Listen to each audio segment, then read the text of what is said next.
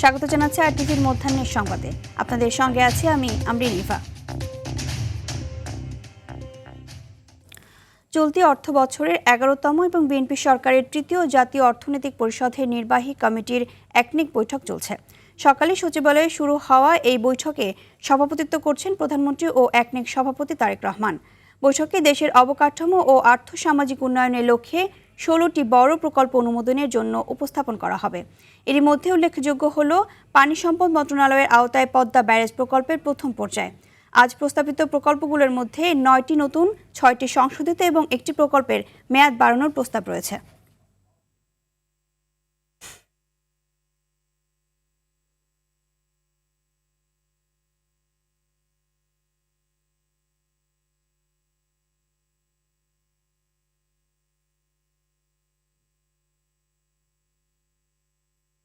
দেশে আবারও প্রকট হয়ে উঠেছে হাম পরিস্থিতি। গত 24 ঘন্টায় হামের উপসর্গ নিয়ে সিলেটে 3 শিশুর মৃত্যু ঘটেছে। ময়মনসিংহ মেডিকেল কলেজ হাসপাতালে হামে আক্রান্ত হয়ে চিকিৎসাধীন অবস্থায় আরও 2 শিশুর মৃত্যু হয়েছে। বরিশাল শেরেবাংলা মেডিকেল হাসপাতালে হাম উপসর্গে 1 শিশুর মৃত্যু হয়েছে। এদিকে গতকাল চট্টগ্রামের বোয়ালখালীতে হামের উপসর্গ নিয়ে চিকিৎসাধীন অবস্থায় 5 মাস 15 দিন বয়সী শিশু মারা গেছে।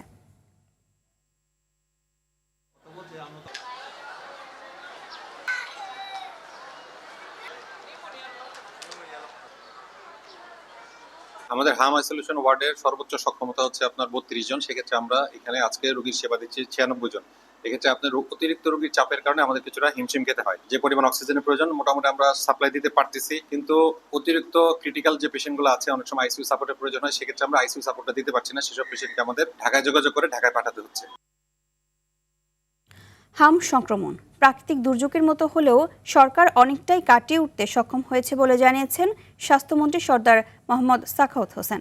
বেশিরভাগ জেলাতেই টিকা প্রদান শেষ হয়েছে এবং মাত্র 2-1 ভাগ বাকি আছে বলেও জানান তিনি।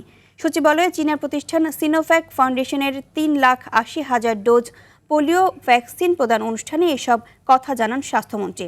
বলেন, হামের এই দুর্যোগ কাটিয়ে ওঠার পর এর পেছনে করা দায়ী কারা তদন্ত করে তাদের বিরুদ্ধে ব্যবস্থা নেওয়া হবে।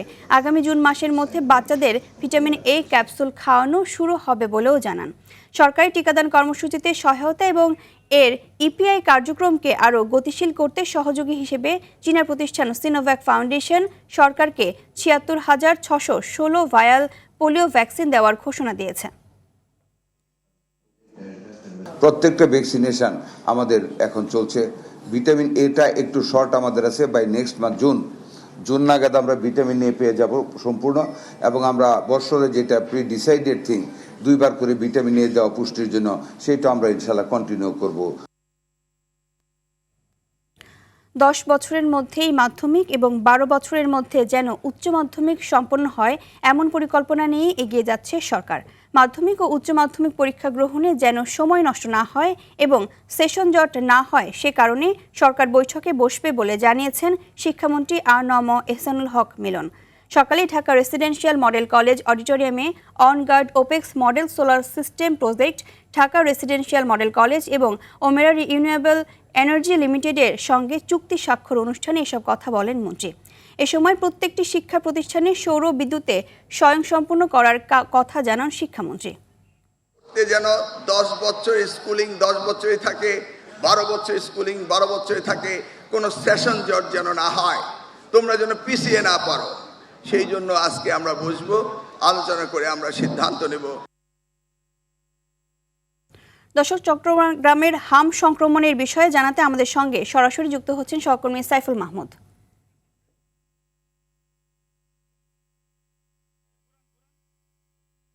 সাইফুল, চট্টগ্রামে টিকাদান কর্মসূচি চলছে এবং কোথায় কোথায় এই কর্মসূচি পালন হচ্ছে এবং সেখানে হামের প্রাদুর্ভাব কমেছে কিনা এবং চিকিৎসকরা কি বলছেন জানাবেন। জি, এবার আসলে যেমনটি বলে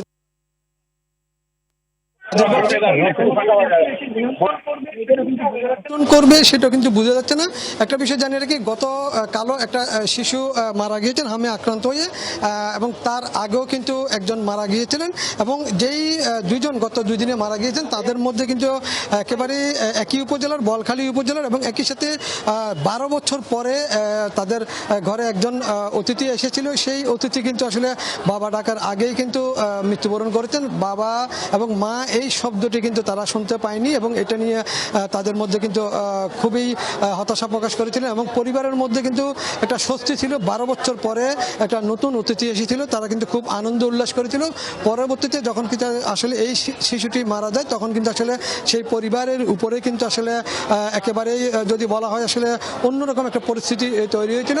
চট্টগ্রামে এখনো পর্যন্ত সরকারি বেসরকারি হাসপাতালে মিলিয়ে 11 জন শিশু কিন্তু হামে আক্রান্ত হয়ে মারা গেছে, এবং গত কয়েকদিনে কিন্তু হাসপাতালে ভর্তি আছে, এখনো গত কয়েকদিনে হাসপাতালে ভর্তি আছে এখন 294 জন, এবং এখানে যারা মারা গেছেন তাদের মধ্যে 5 জন ছিলেন আইসিইউতে এবং 4 জন ছিলেন এইচডিইউতে। এই 9 মারা গেছেন, কিন্তু মারা যাওয়ার মধ্যে অনেকে কিন্তু দ্বিতীয়বারও আক্রান্ত হয়েছেন, সেরকম রুগী আমরা দেখেছি। এবং ডাক্তাররা বলেছেন আসলে যারা মেডিকেল থেকে যাচ্ছেন তারা কিন্তু বাড়িতে গিয়ে যথাযথভাবে আসলে চিকিৎসা নিচ্ছেন না, এবং হাম এখান থেকে ভালো হওয়ার মেডিকেল ত্যাগ করতেছেন। মেডিকেল ত্যাগ করার কারণে কিন্তু তারা সঠিকভাবে তাদের যেই চিকিৎসা সেটি তারা কিন্তু আসলে ভালোভাবে পাচ্ছেন না।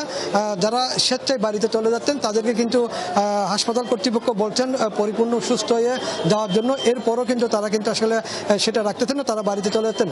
আরেকটি হচ্ছে যে সিটি কর্পোরেশনের মেয়রের সাথে এবং আমরা উপজেলা জেলা সিভিল সার্জনের সাথে কথা বললাম।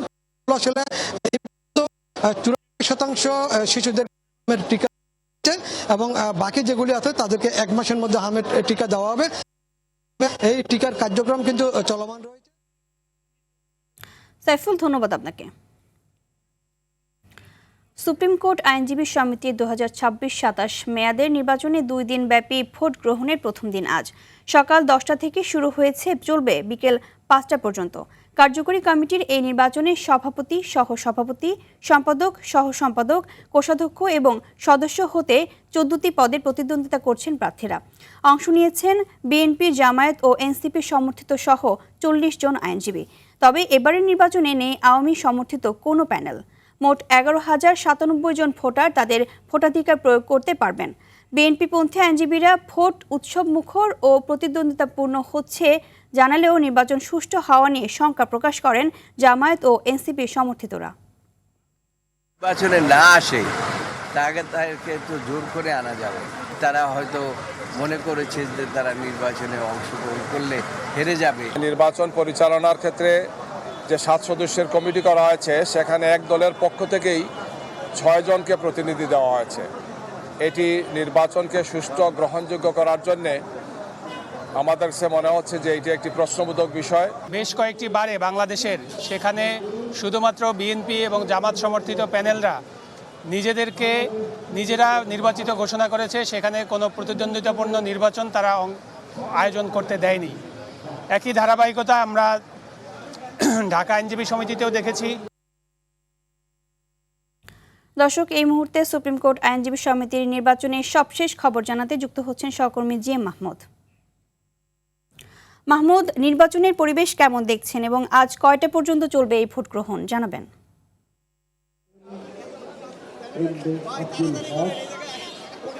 ইভা সকাল 10টা থেকে কিন্তু এই নির্বাচন শুরু হয়েছে এবং উৎসবমুখর পরিবেশে ভোট গ্রহণ চলছে। আপনি জানেন যে 11,097 জন ভোটার কিন্তু ভোট দিতে পারবেন এবং 2 দিন ব্যাপী এই ভোটের আজ কিন্তু প্রথম দিন, এবং প্রথম দিনেই যে ধরনের উৎসাহ উদ্দীপনা দেখা যাচ্ছে তাতে ভোট সংশ্লিষ্টরা সবাই মনে করছেন যে আসলে যথেষ্ট পরিমাণ ভোট কাস্টিং হবে, এমন কথা কিন্তু তারা জানাচ্ছেন। এই মুহূর্তে দেখছেন আইনজীবীদের ব্যাপক উপস্থিতি রয়েছে এবং যেহেতু 3টি প্যানেল এখানে প্রতিদ্বন্দ্বিতা করছেন, এছাড়াও কিন্তু স্বতন্ত্র প্রার্থীরাও প্রতিদ্বন্দ্বিতা করছেন। সব মিলিয়ে বিভিন্ন প্রার্থীর সমর্থকরা তারা কিন্তু ভোট চাচ্ছেন এবং একজন ভোটার যখন প্রবেশ করছেন তার তার কাছে কিন্তু এই প্রার্থীদের সমর্থক এখানে যারা রয়েছেন তারা কিন্তু ভোট প্রার্থনা করছেন এবং বিভিন্নভাবে তাদেরকে কনভিন্স করতে চেষ্টা করছেন। যেহেতু আইনজীবীদের নেতা নির্বাচনের একটি ভোট এটি এবং যথেষ্ট উৎসাহ উদ্দীপনা নিয়েই এই ভোট হয়ে থাকে, এবারও হয়তো তার ব্যতিক্রম নয়। সকাল থেকে আমরা দেখছি আইনজীবীদের পর্যাপ্ত উপস্থিতি রয়েছে। 40 জন প্রার্থী কিন্তু এখানে প্রতিদ্বন্দ্বিতা করছেন,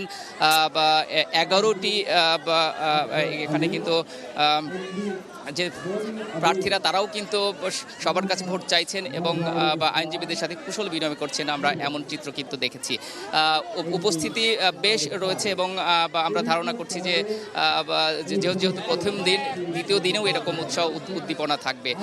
আপনাকে জানিয়ে রাখি বিকেল 5টা পর্যন্ত এই ভোট গ্রহণ চলবে। মাঝখানে দুপুর 1টা থেকে 2টা পর্যন্ত 1 ঘন্টার একটি বিরতি হবে যেখানে নামাজ এবং দুপুরের খাবারের জন্য। এরপর কিন্তু 2টো থেকে আবার কিন্তু এই ভোট গ্রহণ শুরু হয়ে 5টা পর্যন্ত চলবে। সব মিলিয়ে 5টা পর্যন্ত ভোট গ্রহণ শেষ হলে এর আজকের মতো কিন্তু ভোট গ্রহণ সমাপ্ত হবে। পরবর্তীতে আগামীকাল আবার সকাল 10টা থেকে যথারীতি কিন্তু ভোট গ্রহণ শুরু হবে। এখনো পর্যন্ত সব কিছু স্বাভাবিক রয়েছে, কোনো ধরনের অপ্রত্যাশিত ঘটনা কিন্তু ঘটেনি। যদিও ভোট সুষ্ঠু এবং উৎসব মুখর হচ্ছে এমনটি কিন্তু বিএনপি সমর্থিত যে আইনজীবীরা রয়েছেন তারা কিন্তু দাবি করেছেন এবং জানাচ্ছেন।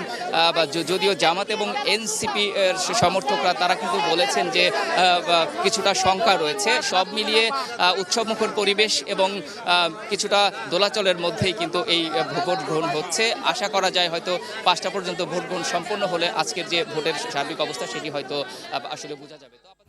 মাহমুদ, ধন্যবাদ আপনাকে। গত 8 দিন রোদ থাকার পর মঙ্গলবার রাত থেকে সুনামগঞ্জে আবারও বৃষ্টি শুরু হয়েছে। গত 24 ঘন্টায় 108 মিলিমিটার বৃষ্টি রেকর্ড করা হয়েছে জেলাতে। এতে ধান কাটা, মাড়াই ও শুকানো নিয়ে নতুন করে সংকটে পড়েছেন কৃষকেরা। আবহাওয়ার পূর্বাভাস অনুযায়ী আজ থেকে আগামী 18 মে পর্যন্ত সুনামগঞ্জে মাঝারি থেকে ভারী বৃষ্টির সম্ভাবনা রয়েছে। এতে নদ নদীর পানি বৃদ্ধি পেয়ে আগাম বন্যা সৃষ্টির আশঙ্কা রয়েছে। জেলা কৃষি সম্প্রসারণ অধিদপ্তরের উপপরিচালক মোহাম্মদ ওমর ফারুক জানান, বৃষ্টি ও জলাবদ্ধতায় 20,000 হেক্টর ধান ক্ষতিগ্রস্ত হয়েছে।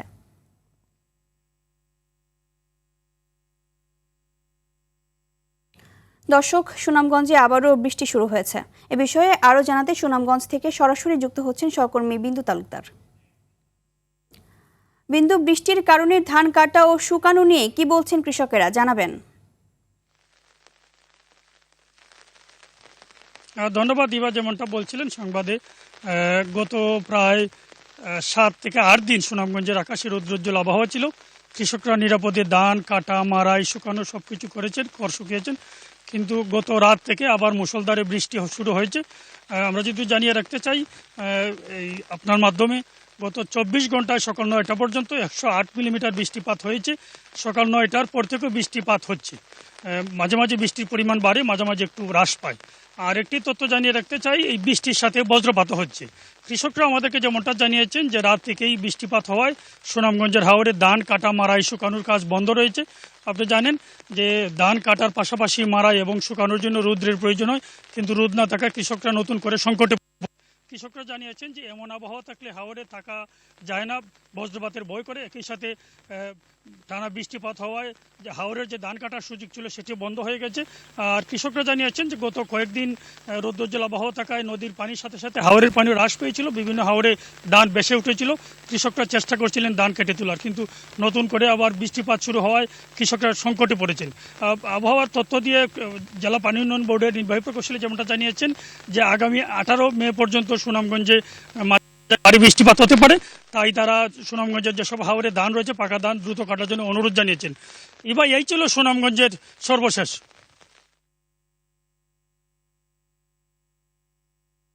ধন্যবাদ আপনাকে। দর্শক, মহাখালী বাস টার্মিনালের বাইরে অবৈধভাবে গড়ে ওঠা কাউন্টার ও সড়কে অবস্থান নেওয়া বাসের বিরুদ্ধে অভিযান পরিচালনা করছে ডিএমপির ট্রাফিক বিভাগ। আমরা সরাসরি সেখানে চলে যাচ্ছি এবং সেখানে রয়েছেন সহকর্মী রনি মজুমদার। রনি, অভিযানের সবশেষ কি তথ্য রয়েছে আপনার কাছে, জানাবেন। জি ধন্যবাদ ইভা। আমি এই মুহূর্তে দাঁড়িয়ে আছি মহাখালীর তেজগাঁও যে এলাকা, সে শিল্প এলাকার যে আশেপাশে এখানে যে অফিসার আপনি দেখতে পাচ্ছেন এখানে, যে এখানে ট্রাফিক বিভাগের যারা পুলিশ কমিশনার এবং এই এলাকার দায়িত্বরত যত ট্রাফিকের অফিসার আছে তাদেরকে সবাইকে সাথে নিয়ে এই রাস্তার মধ্যে যে অবৈধ পার্কিংগুলো করে রাখে সেই অবৈধ পার্কিংয়ের বিরুদ্ধে তারা ব্যবস্থা নিচ্ছে, নিয়মিত মামলা করছে এবং সবাইকে সতর্ক করে যাচ্ছে যাতে তারা আর সামনের দিকে এইভাবে রাস্তার মধ্যে গাড়ি না রাখে। তাদেরকে সতর্ক স্বরূপ এখানে আমরা দেখতে পাচ্ছি এখানে ডিএপি ট্রাফিক বিভাগের জয়েন্ট কমিশনার আনিস সাহেব আছে, আমরা একটু ওনার সাথে কথা বলার চেষ্টা করব। ভাই, এই যে অভিযানটা এটা কিভাবে পরিচালনা করছেন এবং পরবর্তী কি থাকবে, বার্তা থাকবে ওনাদের জন্য? বার্তা তো কিছু না, রাস্তা খালি রাখতে হবে, যানবাহন চলতে হবে, পথচারী হাঁটতে হবে, এই তো মেসেজ, আর অন্য তো কিছু না। খুব সহজ জিনিস।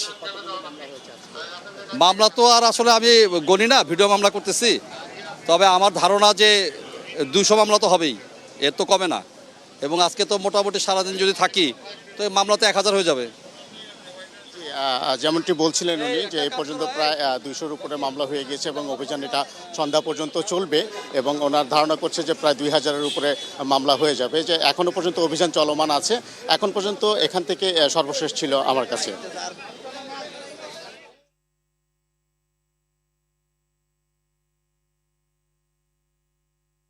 রনি, ধন্যবাদ আপনাকে। দর্শক, মধ্যাহ্নের সংবাদ এক পর্যন্তই। ধন্যবাদ সবাইকে।